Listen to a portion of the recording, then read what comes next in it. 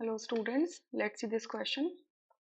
The charge on the atom containing 17 proton, 18 neutron and 18 electron is +1 -2 -1 0.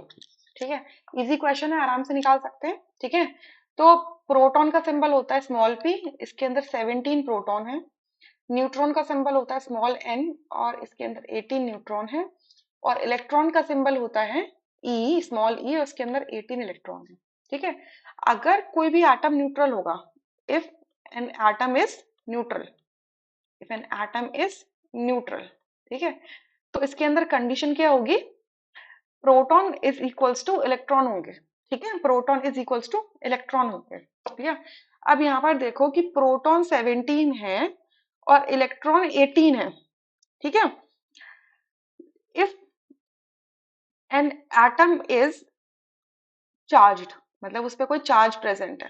ठीक है, proton is not equals to electron, मतलब number of proton count electron count के equal नहीं होंगे. ठीक है, अगर प्रोटॉन काउंट लेस है, ठीक है, इलेक्ट्रॉन से, या मैं कहूंगी इलेक्ट्रॉन काउंट ज्यादा है प्रोटॉन से, जितने भी प्रोटॉन होने चाहिए थे, प्रोटॉन है, उससे इलेक्ट्रॉन ज्यादा हो रहे हैं, इलेक्ट्रॉन ज्यादा हैं. ठीक है, तो इसका मतलब इस पे कौन सा चार्ज है? नेगेटिव चार्ज है, नेगेटिव चार्ज है. अगर प्रोटॉन काउंट ज्यादा है इलेक्ट्रॉन से, यानी कि इलेक्ट्रॉन कम हो गए हैं, तो इसका मतलब क्या है? इसके ऊपर पॉजिटिव चार्ज है. ठीक है, अब यहां पर देखो, प्रोटॉन कितने हैं? 17. इलेक्ट्रॉन कितने हैं? 18. यानी कि इन आर क्वेश्चन, क्वेश्चन के अंदर सिचुएशन क्या दे रखी है कि प्रोटॉन लेस है और इलेक्ट्रॉन ज्यादा है. यहाँ 17 प्रोटॉन है और 18 इलेक्ट्रॉन है. यानी कि इस एटम में क्या किया होगा? एक इलेक्ट्रॉन अब्सॉर्ब किया होगा, तभी इसके पास एक्स्ट्रा इलेक्ट्रॉन्स आए हैं. ठीक है, तो इसका मतलब ये क्या है? नेगेटिवली चार्ज्ड है, नेगेटिव चार्ज्ड है, ये नेगेटिवली चार्ज्ड है. और कितने इलेक्ट्रॉन एक्स्ट्रा हैं?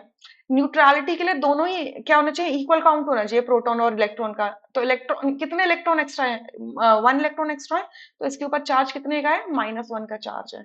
सो करेक्ट ऑप्शन सी है, बाकी सारे ऑप्शंस इनकरेक्ट है.